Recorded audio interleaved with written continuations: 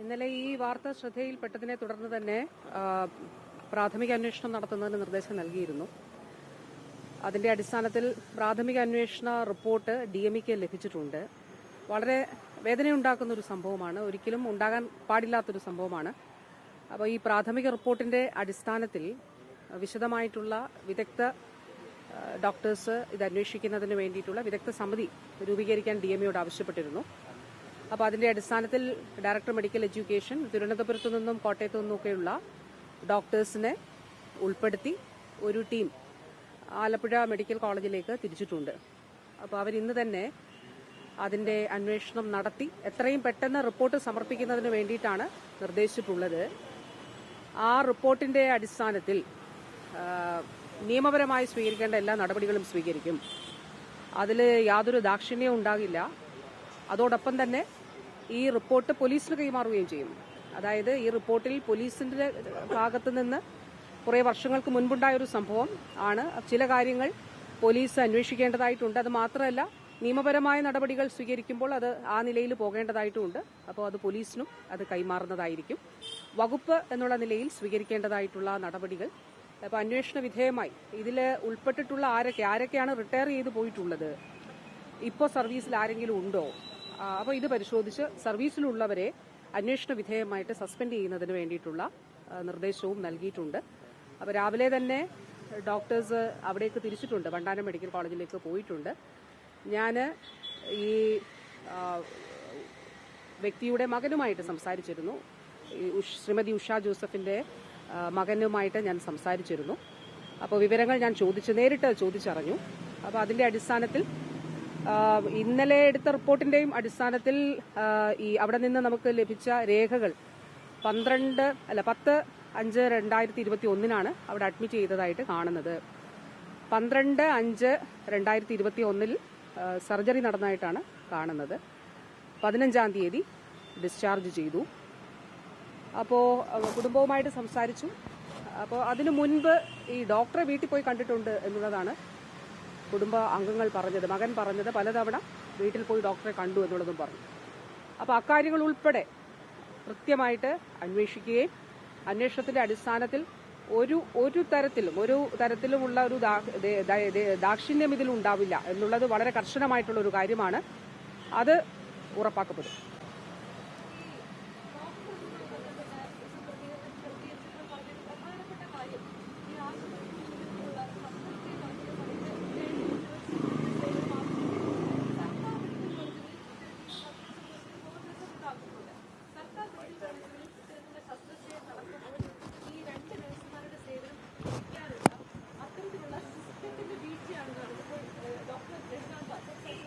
ഞാനിപ്പോ മാധ്യമ പ്രവർത്തകർ പറഞ്ഞു കേട്ടത് ഡോക്ടർക്ക് ഇങ്ങനൊരു കേസ് ഓർമ്മയില്ല, പക്ഷെ ചെയ്തില്ല എന്ന് ഓർമ്മയുണ്ട്. അതെങ്ങനെയാണ്?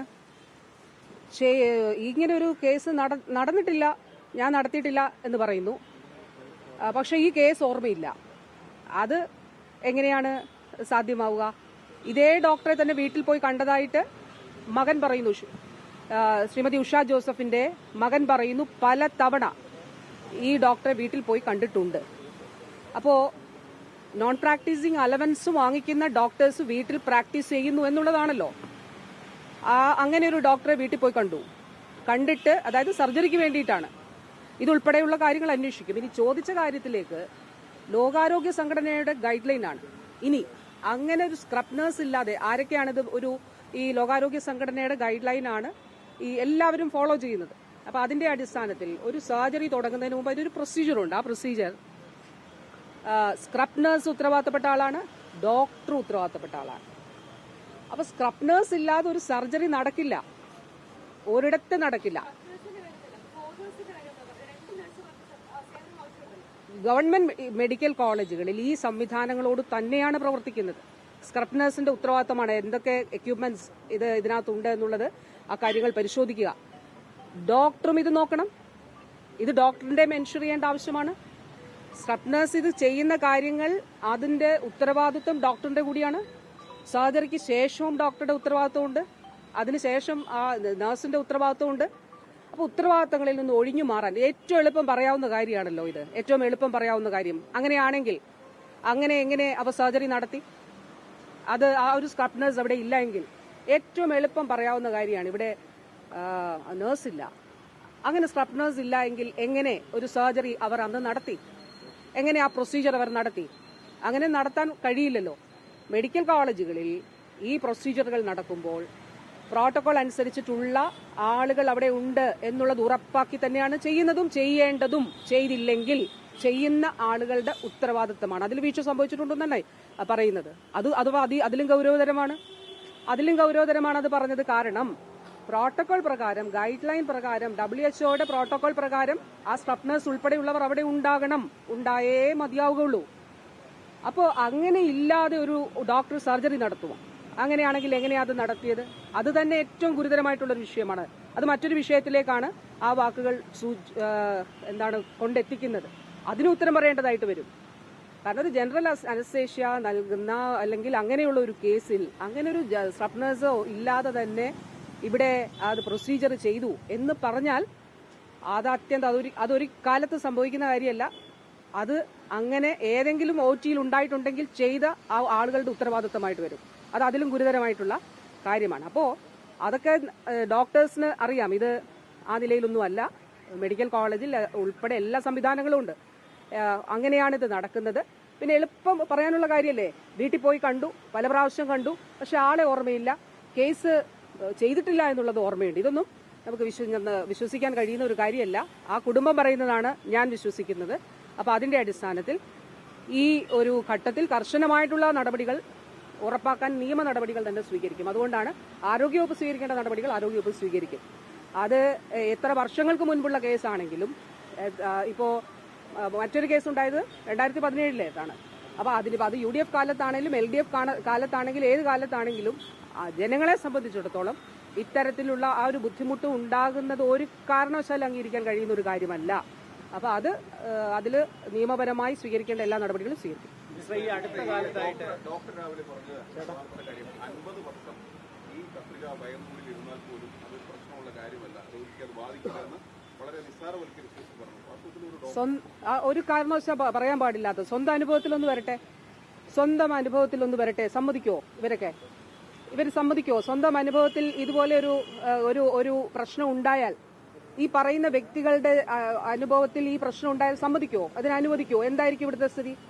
അപ്പോ സാധാരണക്കാരോട് അല്ലെങ്കിൽ അങ്ങനെ പ്രൊസീജിയേഴ്സിനെ നിസ്സാരവൽക്കരിക്കാൻ കഴിയില്ല. അങ്ങനെ ഉണ്ടാകുന്ന പ്രശ്നങ്ങളെ നിസ്സാരവൽക്കരിക്കാൻ കഴിയില്ല. അത് ഗുരുതരമായ സ്വന്തം ചെയ്ത തൊഴിലിനോടും ചെയ്യുന്ന പ്രവൃത്തിയോടുമുള്ള ഒരു അനാദരവും അല്ലെങ്കിൽ അതിൽ എത്ര നിസ്സാരമായിട്ടുള്ള ഉത്തരവാദിത്തമില്ലാത്ത സമീപനമാണ് എന്നുള്ളതാണ് അതിൽ നിന്ന് മനസ്സിലാക്കാൻ സാധിക്കുന്നത്. അപ്പോൾ അതുകൊണ്ട് കുറേ വർഷങ്ങൾക്ക് മുൻപുള്ള ഒരു വിഷയമായതുകൊണ്ട് നമുക്ക് ഇതിൽ പോലീസിന്റെ അല്ലെങ്കിൽ തന്നെ കേസിലേക്ക് ഇത് പോകും. അതുകൊണ്ട് ഇന്നത്തെ അന്വേഷണ റിപ്പോർട്ടിന്റെ കൂടി അടിസ്ഥാനത്തിൽ അത് നൽകപ്പെടും. ഒരു കാര്യം കൂടി, ഒരു മെഡിക്കൽ ബോർഡ് കൂടി കോൺസ്റ്റിറ്റ്യൂട്ട് ചെയ്യും. കാരണം ഇപ്പോൾ ഒരു സ്വകാര്യ ആശുപത്രിയിലാണ് കൊണ്ടുപോയിട്ടുള്ളത്. ഇതിൽ നിയമപരമായിട്ടുള്ള കാര്യങ്ങൾ ഇൻവോൾവ് ആയതുകൊണ്ടും ഒരു മെഡിക്കൽ ബോർഡ് സർക്കാർ കോൺസ്റ്റിറ്റ്യൂട്ട് ചെയ്ത് മെഡിക്കൽ ബോർഡിന്റെ കൂടി സാന്നിധ്യത്തിൽ ആയിരിക്കും മറ്റ് നടപടികൾ സ്വീകരിക്കുക. അപ്പോൾ അതിന്റെ മറ്റ് സർജറി ഉൾപ്പെടെ അത് സ്വകാര്യ ആശുപത്രിക്ക് അത് സംബന്ധിച്ചിട്ടുള്ള കത്ത് നൽകും. ACS കത്ത് നൽകും.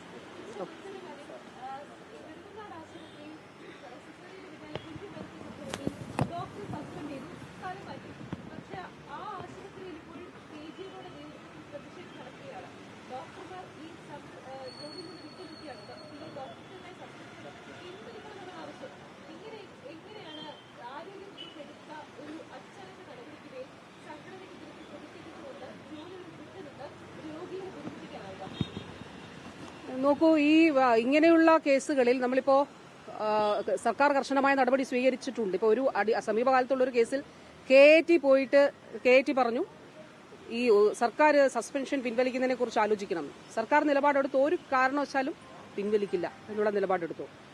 അപ്പോ ഈ നെടുമങ്ങാട് കേസിൽ ആദ്യ പ്രഥമമായിട്ടുള്ള റിപ്പോർട്ട് തന്നു. അതിനുശേഷം വിദഗ്ധ സമിതിയുടെ ഒരു അന്വേഷണം നടത്തി.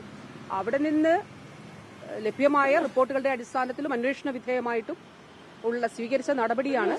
ആ നിലയിൽ അതിനെ ഒരു സമരം നടത്തി സസ്പെൻഷൻ പിൻവലിക്കുക എന്നുള്ളത് അത് ശരിയായിട്ടുള്ള രീതിയല്ല. അത് എന്താണ് എന്നുള്ളത് എന്താണെന്നുള്ളത് നമുക്ക് നോക്കാം.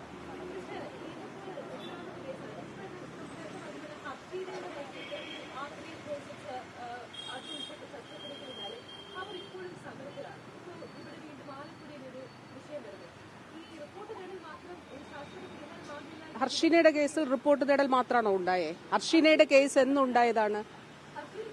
അല്ല ഹർഷിനയുടെ കേസ് എന്നുണ്ടായതാണ്? ഹർഷിനയാകട്ടെ ഇപ്പൊ 3 കേസാണ് ഈ കാലഘട്ടത്തിൽ എന്റെ അറിവിലുള്ളത്. ഒന്ന് ഹർഷിനയുടെ, പിന്നെ മാധ്യമങ്ങൾ റിപ്പോർട്ട് ചെയ്തില്ലെങ്കിൽ ഒരു സ്വകാര്യ ആശുപത്രിയിൽ, അതും ആലപ്പുഴ ജില്ലയിൽ തന്നെ ഒരു കത്രിക വെച്ചതായിട്ട് പത്രങ്ങളിൽ കണ്ടു.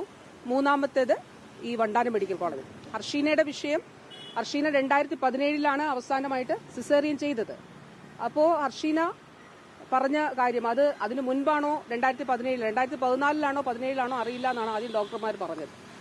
അപ്പൊ 2017 ഹർഷീന പറഞ്ഞത് സർക്കാർ അത് മുഖവിലക്കെടുത്തു. അതിനുശേഷം പല അന്വേഷണങ്ങൾ വെച്ചു. പക്ഷെ അതിലൊന്നും എന്താണെന്നുള്ളത് കണ്ടുപിടിക്കാൻ കഴിയില്ല. ഇനി ഒരു ഗവൺമെന്റിന് എന്താണ് ഇതിൽ ചെയ്യാൻ കഴിയുക? ഗവൺമെന്റിന് ചെയ്യാൻ കഴിയുക ആദ്യം ഇതിലൊരു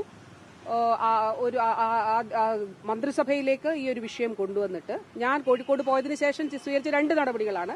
ഒന്ന്, മന്ത്രിസഭയിലേക്ക് ഈ വിഷയം കൊണ്ടുവന്നിട്ട് ഒരു സമാശ്വാസം എന്നുള്ള നിലയിൽ ആദ്യം ഒരു 2 ലക്ഷം രൂപ അനുവദിച്ചു.